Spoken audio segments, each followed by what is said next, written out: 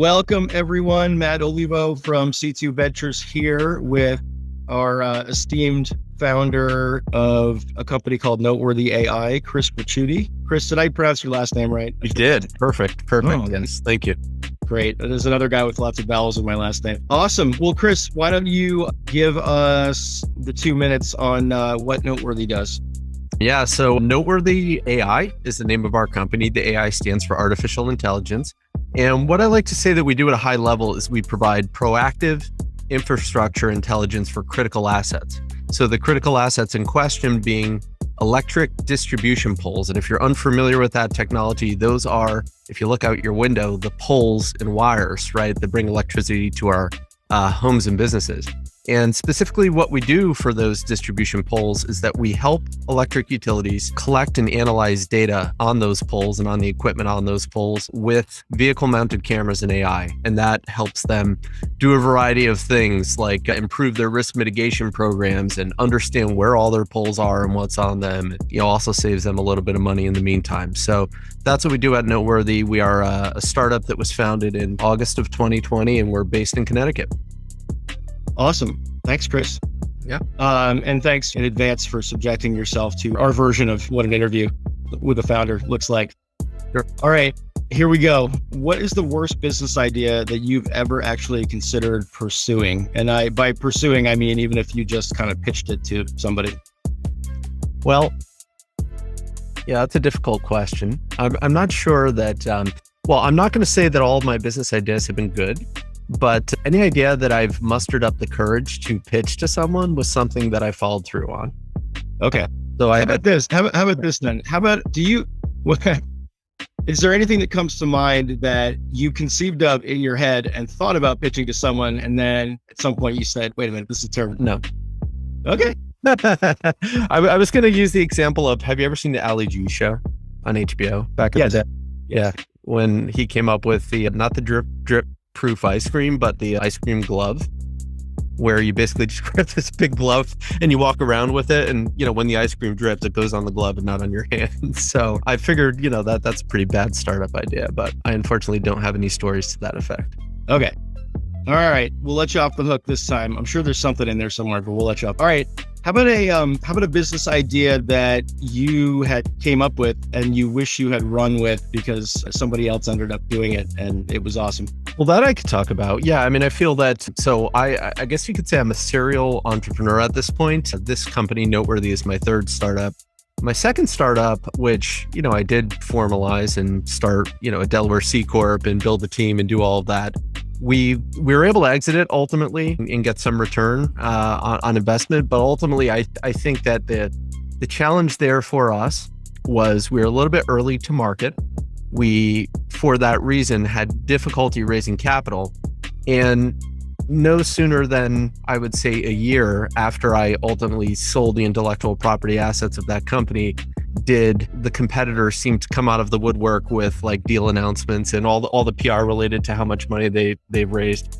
And then, hindsight being 2020, it's like, okay, well, we could have maybe done things differently, or in this case, maybe later. But ultimately, a handful of those companies did succeed and thrive and ultimately exit at a much bigger scale than I did as, M&A type stuff, or I think that was the majority of it. One might be a standalone company still, but it was challenging to sit there and, you dedicate 3 years of your life, or I did in this case, to that startup, and, a lot of blood, sweat, and tears. And then what was the product? So that was a regulatory compliance product that used AI and ML to, kind of identify regulatory compliance violations for Wall Street firms, insider trading, things like that. And, there was like a previous legacy generation of that technology that wasn't really using AI and ML, and, it's very siloed, and we were trying to reinvent that. And then ultimately, as I mentioned, that did get reinvented. It was just, I feel like we're trying to do it a little bit too early. And then later the market caught up and the investors caught up, and we were already done with the business at that point. So that was a painful experience. Yeah, it sounds like it. Not even close to the first time that's happened though, where somebody had the right idea and was too early. Have you seen I think it's a Netflix documentary, one of the streaming services. I think it's Netflix. There's a documentary on the folks at an Apple lab that developed basically the first smartphone back in the 80s, but we're too early. Yeah, I forget the name of it, but yes, I know what you're talking about. Okay. Yeah. Good. Well, yeah, it'll make you feel better. All right. You mentioned that you are now on your third startup. What made you want to do this again? I find the repeat founder thing curious so what made you want to do it again? And I guess, is it easier or harder, and why? Yeah, maybe I like torturing myself. I don't know. I haven't really psychoanalyzed myself other than, I like to write my own ticket, so to speak. And the great thing about entrepreneurship is you have kind of, write your ticket the way you want to write it. And there is no ceiling truly on what a business can do and, how profitable it can become or how much top line revenue you grow. And so that always interested me. And that's, maybe kind of my personal motivation for doing this versus, a 9-to-5. Yeah, I think that's probably the gist of it for me. Yeah. And what do you think round 3, easier or harder than? Oh yeah. So in terms of that, I would say that the way I think about this is my first startup, like my background's in tech. So my first startup, I was very tech focused. I knew nothing about the business other than I identified an opportunity. I liken it to identifying a wave, right? It's some kind of trend. And, as long as you're on that wave, if you could just execute well, you're going to go somewhere. And so the first time I did a good job of identifying the trend, I executed well, but ultimately I think the company could have grown into, a much larger company with a much larger exit had I understand more of the business side of it. And, I was just solely focused on tech at the time. And so it was great. I mean, it was a great startup. It was a great exit, but ultimately my lesson was, okay, need to round out my skill set and not be so tech focused all the time. Right. So then the second startup, which I already explained kind of what happened there. What was interesting about that is, I feel like I over indexed on the business side because I'm like, okay, I did it this way the first time. And the second time, I'm gonna, do the business side of things. And I got an MBA and I did all this stuff. And MBA doesn't prepare you for any of this, of course. But ultimately, I feel like I over-indexed on the business side. And even though, we didn't, really raise significant capital and we're early to market and all of that, I spent a lot of time on, hey, we're going to set up the legal entity the right way. And we're going to do a lot of marketing. And then what ended up happening is the product lagged a little bit, which was probably part of our issue there.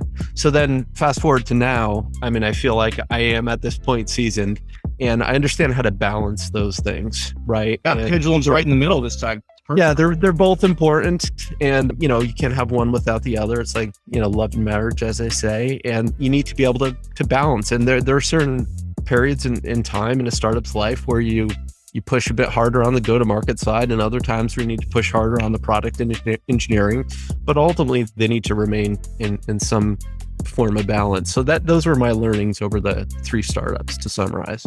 Got it. Okay, great. So I guess bottom line here is it is worth the experience. It is worth it. I think so. I feel like I'm dangerous at this point in a good way. Nice. All right. So what is your number one sort of broad pet peeve with customers? Well, in general, I would say that customers tend to think that they're the only customer of your company, right? So they expect you to jump through hoops and contort your business and personally yourself to align with their needs at all times, as if they're the only customers that you have to do that for. But in reality, obviously you need more than one customer to build a company. So, I think in general that's kind of the pain point. And, to varying degrees, so, certain people at certain customers are worse than others. But from a startup CEO standpoint, it's all about managing expectations and keeping people happy. And, I'm a firm believer of if you're building a product company, you don't want to over contort yourself for one particular company, because then you very quickly become a services company, right? Because you have these bespoke solutions for each customer. So the trick is to navigate it in such a way that, you're managing expectations. You do a little bit, you play a little bit of offense. It's not always defense. And this is where the experience comes in. You can predict that certain customers might behave in certain ways in the future. So you get up in front of that and short circuit it, and you keep them happy, and you still align with your goal of building a product company that's scalable across many customers, not just doing bespoke things for one. Right. Makes sense. Yeah. Someone told them they were always right at some point, and some of them just run with it. Yeah.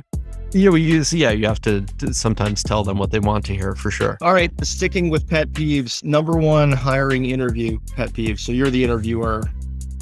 Well, I would say that for the for an early stage startup, I feel like often that I'm the one being interviewed because you have to convince people to join your crazy startup with some crazy idea and, limited history and finite amount of cash in the bank and all of that. It's a big risk. And, the types of people that we are hiring and we have hired are, highly educated, very accomplished, that can go work for Tesla or, some large company and make a ton of money. And, part of my biggest pet peeve is part of that interview process ends up being me being interviewed, I should say. So, that annoys sometimes, but that's kind of what you have to do. And I've learned to do it well and to, just make sure we do a great job of selling the company and what the opportunity is and where the potential is for people. Great. Makes sense. All right. Last pet peeve here. Number one, VC pet peeve. Yeah, I'll have to be careful here. No. No. I think, okay, there are varying degrees of sophistication as it relates to investors. And, and maybe it's not just specific to VCs, it's also angel investors, right? So sometimes the decision-making as to whether or not they're going to invest in your company is an emotional one, particularly if it's like an angel investor. And so there are sometimes unrealistic expectations or things that they ask you to do or side letters that they want you to, put in place, or even once you sign the agreement, there's a lot of maintenance that you as a founder need to do. So I would say that's the biggest challenge. It's, and what we need to do as founders is sometimes say no to some money. If you're getting a bad gut feel, I'm a big proponent of gut feel in the startup space. Spidey sense, for me, it works pretty well. And so if I'm getting a bad gut feel that, hey, this investor is not very sophisticated and is going to try to, manipulate my decision-making process or something like that. I mean, they're outsiders, they're not insiders to this company, so they don't necessarily know exactly how to run the business and, what the right answers are. So sometimes you have to walk away and say, hey, we're not a good fit for each other. So that's the biggest pet peeve. I think it's just to summarize, the early stage startups, and the investors invest in early stage startups. There's just a wide range of investor sophistication, and that's challenging sometimes for the founders. Got it. Yeah. All right. Specific to I guess this could be any of your companies. What is the meanest and or funniest feedback on your company or product that you've received from really anyone? Yeah, I wouldn't. I mean, the way I'd answer this is not a specific incident of feedback or anything like that. I think just in general, people think you're crazy, right? I mean, it's early on, it's very hard to get a company and build momentum and attract people to hire and attract investors and then get customers to open their wallets and spend on your solution. And early on, I mean, it's a very lonely job, right? I don't want to sound cliche and everyone reads Entrepreneur magazine and things like that. And you've read plenty of stories of this, but it's true. It's, it's just really like so let me back up and say one other thing. I'm a firm believer in not necessarily listening to what people say, but if you want the truth, observing their behaviors. So the feedback you'll get for, when you're starting an early stage venture is like, oh yeah, great. Love your idea. Love this, love that.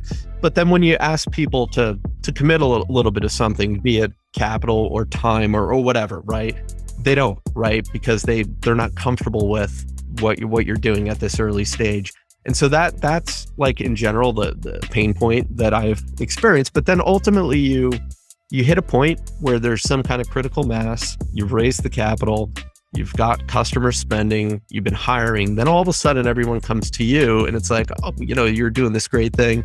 So it's not like I had any specific kind of critique or feedback or anything like that, but it's just in general, it's that, process of you're the crazy guy. They don't necessarily help you. And then you trudge through it on your own. You get to a point where the company's becoming successful. And then all of a sudden everyone comes through with, hey, I want to help. And they're trying to find ways to help because now it's a surer bet for them. So anyway, I don't know if I answered your question, but yeah, it's, that's the way I see it.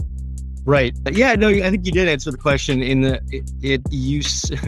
effectively what I heard was that people keep the mean things inside, but they show you They both Yeah. eat. Exactly. And then that shifts over time but yes. Yes, of course. Well, once something's been, super de-risked, all of a sudden everybody is really excited about it. Yeah. Yes. By the way, that's exactly the same with an emerging venture capital fund as well. Startup as well. Yep. The more successful we are, I guarantee you, the more people will want to invest. Yep. Great.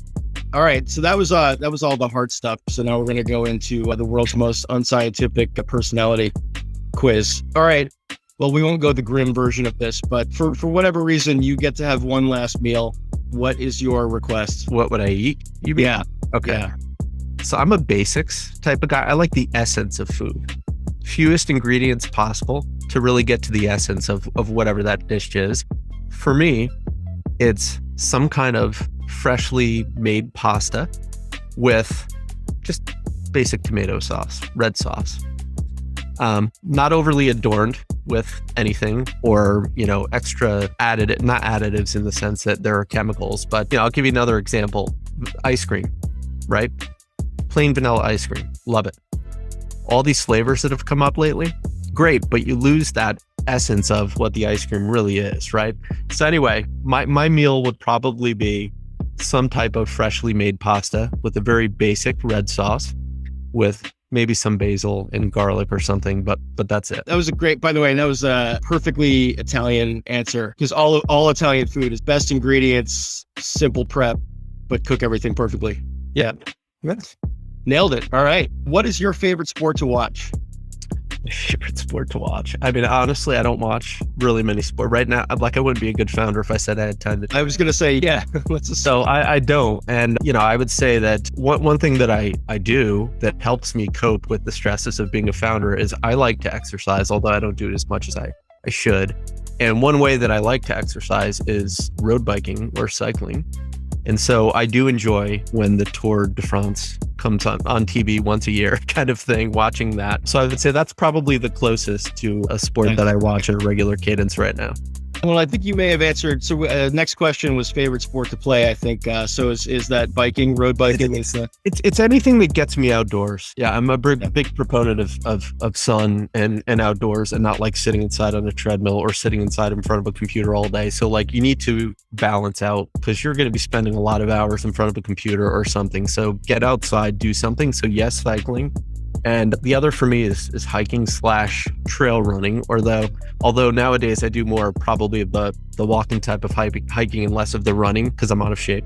But ultimately just, it's a great way to get out there, get some sun, clear your head, think about the things and the tough decisions that you need to make as a startup founder in an environment that's, helps to renew and restore. And so, hiking is the other thing for me. Cool. Yeah. All right. Moving in the same vein of, let's assume that you had at least some amount of free time here. What is your least mainstream hobby? At least mainstream hobby. Yeah. What would be the sort of most exotic hobby you have or most unusual? I can't say I have an unusual hobby, Matt. No? Yeah. I'm a boring guy. I'm really a boring guy, Matt. Like, honestly, I wish I can give you some really insightful, cool thing that I do, but it's not true. I could say that maybe I have a hobby around home automation and just getting all that tech hooked up in the house and geeking out on that. But that's pretty good. That's pretty good. All right. I think you undersold yourself. That's a solid, not as common hobby. All right. You have a table for 4. And access to any person living or dead. Who do you dine with and why? It's Elon Musk. Yeah. Elon Musk. I mean, he's so there's a fine line between genius and insanity.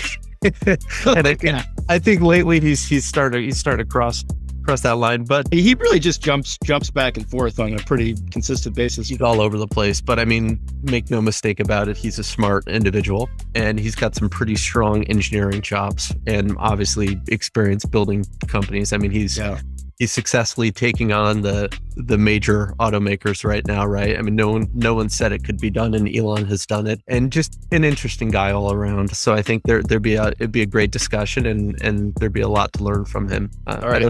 By the way, you have two more seats if you want them. You don't have to use them. Oh, you mean? Oh, okay. I figured that would be like his wife and my wife. Oh, okay. Yeah. Interesting. Okay. Elon Musk is the guy. If you were to ask me one person, it's Elon Musk. Yeah. Okay. All right. You can go back in time and witness any single historical event in person. What do you think? That's a tough one. Maybe the moon landing. Yeah. I mean, that was such a, again, you could tell I have a background in engineering because Elon Musk is an engineer. I'm interested in him. I talked about being tech heavy on my first startup. And the moon landing was an engineering marvel, right? A supreme technical achievement. So just being there and alive at that point predates me, obviously, but just experiencing that and the excitement of like kind of everyone in the country watching that on TV and just, I think that would be a really interesting experience to go through. So, yep, I'm with you on that one. I'm not done with having an engineering background, and I think that would probably have to be in my top 5 at least. Awesome. All right, for the next few of these, you're marooned on a desert island. You can bring music from 4 artists / bands. Who do you bring? Well, yeah. Can I answer with one instead of the other 3 again? Oh, absolutely. I'm going to say Metallica.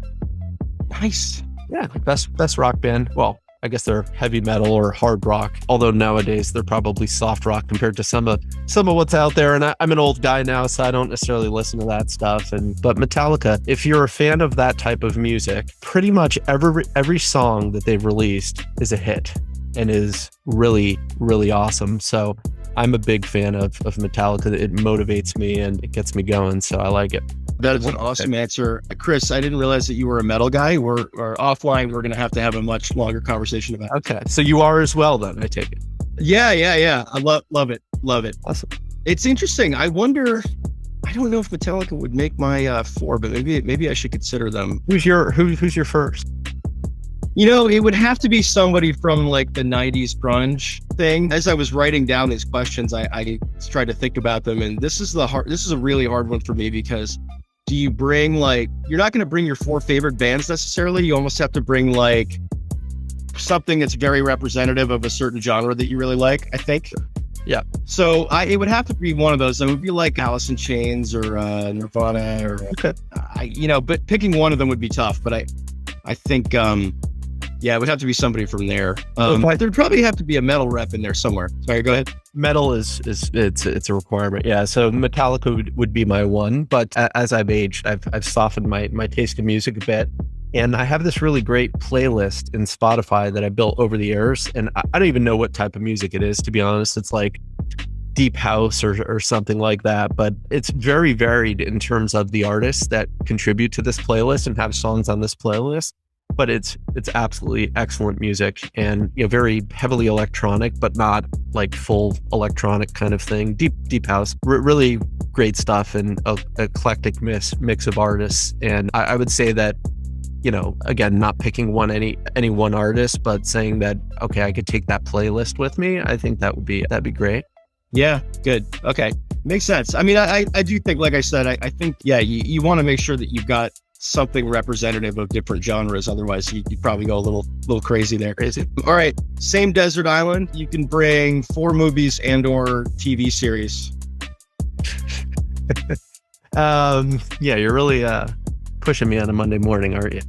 Same desert island, 4 movies and or TV series. Well, I like the story of the underdog. I like winning against all odds. So I would have to say that the Rocky movies would be on my list. What else is good?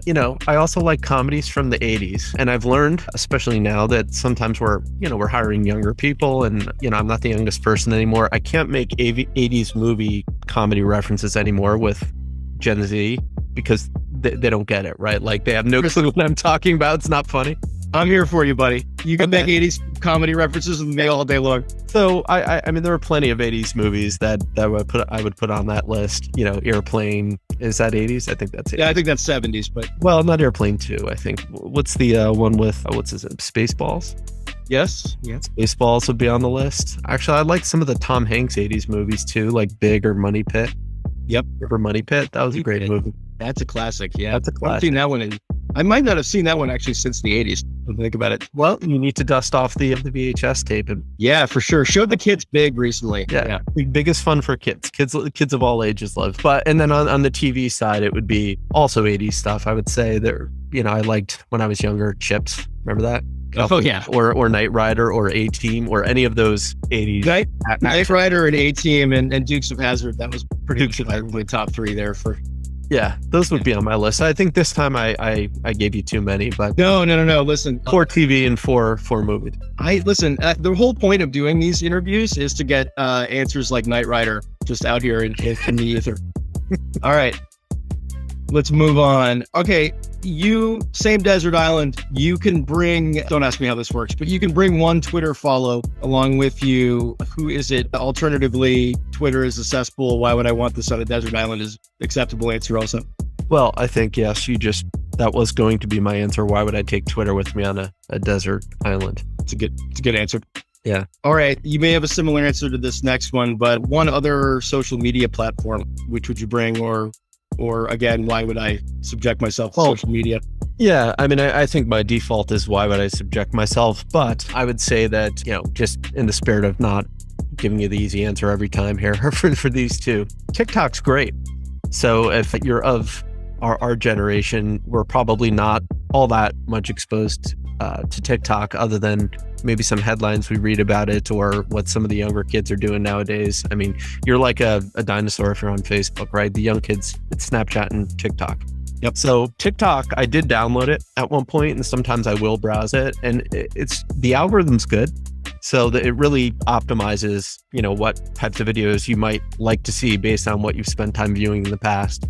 And so there are a bunch of really creative people out there, and that short video little snippet format it could be fun. So I would take. All right, that's interesting. So you're the first person of our, as you said, of our generation that I've had recommend TikTok to me.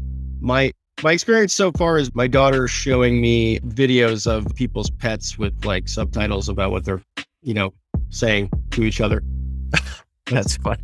That's all I know of TikTok. So the pets like talking to each other kind of thing. Yeah, and talking to people, and oh, I see. There's a whole genre of subtitled conversation. Yeah, well, see, yes. So there's that type of content on TikTok, but there's also educational content. So, I would argue that there's only so much you can learn with kind of these short form video formats, but there are channels or I think they're called channels or pages, whatever, people on TikTok that will post educational content on whatever topic under the sun that you're interested in.